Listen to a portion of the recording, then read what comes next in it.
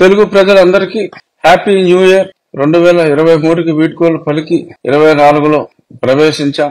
ఈ సంవత్సరం మనందరికీ మోస్ట్ ఇంపార్టెంట్ సంవత్సరం. 5 ఏళ్ల దరిద్రం నుంచి విముక్తి కలిగించే సంవత్సరం మనకి 2024. ఒక రాక్షస పాలనకి స్వస్తి పలకాల్సిన సమయం ఆసన్నమవుతోంది. ఇంకా 90 రోజుల లోపు మనకు ఎన్నికలు సమీపిస్తున్నాయి. 65 రోజుల్లో నోటిఫికేషన్, ఆ తర్వాత 100 రోజుల లోపు ఎన్నికలు సమాప్తం అయ్యే అవకాశం ఉంది. కనుక మనం అందరం ఎన్నాళ్ళు ఈ దిక్కుమాలిన జగన్నాథ చక్రాల కింద నలిగిన మనకి స్వాంతన చేకూర్చే రోజు ఈ సంవత్సరంలోనే రాబోతోంది. సో కాబట్టి రెడీగా ఉందాం. పక్క రాష్ట్రంలో చూసాం, అభివృద్ధి ఉన్న అహంకారానికి ప్రజలు మరి ఏ రకంగా సమాధానం చెప్పారో, ఇక్కడ అభివృద్ధి లేని అహంకారం. సో కాబట్టి ఇన్నాళ్ళు ఓపిక పట్టి ఉన్నారు జనం. మరిప్పుడు ఇప్పుడిప్పుడే అందరూ బయటపడి ఓపెన్ అవుట్ అవుతున్నారు. ఈ కొత్త సంవత్సరం ఈ రోజు మరింతగా మన భావాల్ని ఓపెన్ గా తెలియజేసే తెగువ భగవంతుడు మనందరికీ ప్రసాదించాలని, ఎల్లప్పుడూ శత్రువుకి సహకరించే అతని పోలీస్ సహచరులు, వారు కూడా శత్రువు, మనందరి శత్రువు సెలవు తీసుకోబోతున్నాడు అన్న నిజం వాళ్ళకి తెలిసింది. సో వాళ్ళు కూడా జాగ్రత్తగా ఉంటారు. అయినా జాగ్రత్తగా ఉండని వాళ్ళు ఎవరన్నా ఉంటే, మీ పిల్లలు ఇంటర్మీడియట్ మరియు ఎంసెట్ చదువుతూ సబ్జెక్ట్స్ లో కన్ఫ్యూజ్ అవుతున్నారా? కాన్ఫిడెన్స్ లెవెల్ తక్కువగా ఉందా? రిపీటెడ్ మిస్టేక్స్ చేస్తున్నారా? అయితే మీకోసమే ఉంది Rise app. 1 lakh question bank, performance analysis, online classes by experts, ఇంకా మరెన్నో ఫీచర్స్ తో మీ ముందుకొచ్చింది Rise the perfect guide. Description లో ఉన్న లింకును ఉపయోగించి సబ్స్క్రైబ్ అవ్వండి. వాళ్ళు ఖచ్చితంగా శంకరగిరి మాన్యాలు పడి పోతారు. పట్టిస్తాం వారికి. మనల్ని ఎన్ని హింసలు పెట్టారో వాళ్ళు కూడా అటువంటి నాయకులు గాని, అటువంటి వారికి సహకరించిన పోలీసులు గాని డెఫినెట్ గా అటువంటి ఇబ్బందులే పడతారు. మై డియర్ పోలీస్ బ్రదర్స్, దయచేసి ఇప్పటికైనా మనుషుల్లాగా మారమని కోరుకుంటున్నా. మారకపోతే మారుస్తాం. అంతకుమించి ఈరోజు పోలీస్ సోదరులకి మళ్ళీ ఏదన్నా మాట్లాడితే వార్నింగ్లు ఇచ్చారంటున్నారు. వార్నింగ్లు కాదు, విన్నపం. వినకపోతే అది మీరు వార్నింగ్ అనుకున్నా ఏమనుకున్నా అది మీ ఇష్టం. బట్ మేం చేసేది అయితే నీతికి సపోర్ట్ చేయండి, నిజానికి సపోర్ట్ చేయండి అనేది ఈ కొత్త సంవత్సరం సందర్భంగా పోలీస్ సోదరులందరికీ నా హృదయపూర్వక, ప్రజల తరపున నా హృదయపూర్వక విన్నపం. మీ నాయకుడి ఫ్లెక్సీలు ఉంచండి, కానీ మా ఫ్లెక్సీలు పీకేకండి, దగ్గరుండి పీకించకండి. సో ఇది.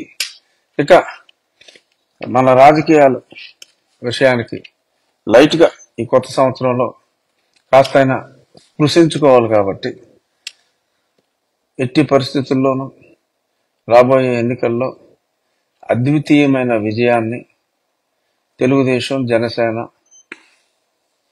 త్వరలో ఒక 2 నుంచి 3 వారాల్లో భారతీయ జనతా పార్టీ కూడా కలుస్తుంది.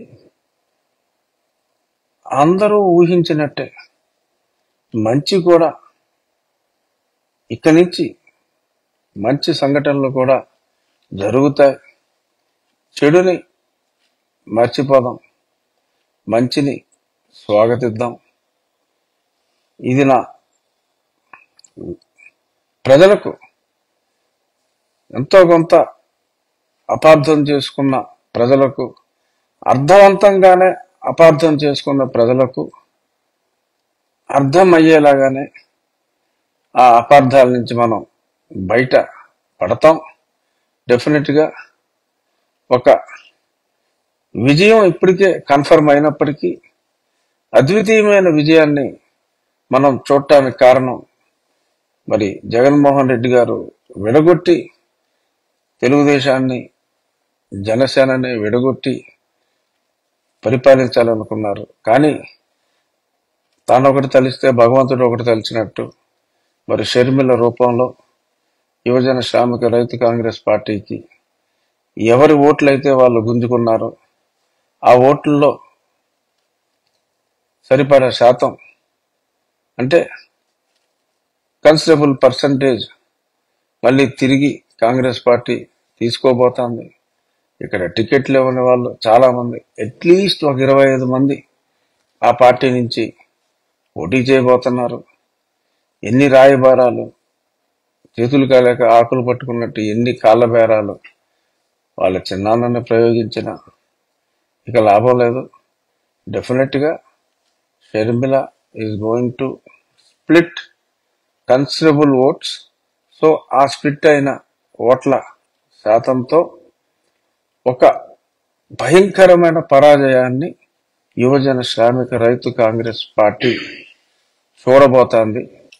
ఇది ఈ నూతన సంవత్సరం నేను మనస్ఫూర్తిగా అందరికీ చెప్పే శుభవార్త. డబ్బులు ఇస్తారు, తీసుకోండి. ఓటుకి డబ్బుగా తీసుకోవద్దు. మీకు రావాల్సిన బాకీగా తీసుకోండి. మీ మనస్సాక్షికి ఓటేసే విధంగా ఈ కొత్త సంవత్సరం చాలా అనుకుంటాం. చాలా మంది అంటే వాళ్ళ నుంచి గట్టిగా వాకింగ్ చేసేయాలి, 10 కిలోలు తగ్గిపోవాలి, లేకపోతే ఏ రకరకాల నిర్ణయాలు తీసుకుంటాం. మీరు ఈరోజు తీసుకోవాల్సిన నిర్ణయం, ఏ నిర్ణయం తీసుకున్నా ముందు తీసుకోవాల్సిన నిర్ణయం, మన ఓటు ఇప్పుడున్న పార్టీకి వేయకుండా కూటమికి, తెలుగుదేశం, జనసేన, మోస్ట్లీ భారతీయ జనతా పార్టీ కూటమికి వెయ్యాలి అని దయచేసి ఒక నిర్ణయం తీసుకోండి.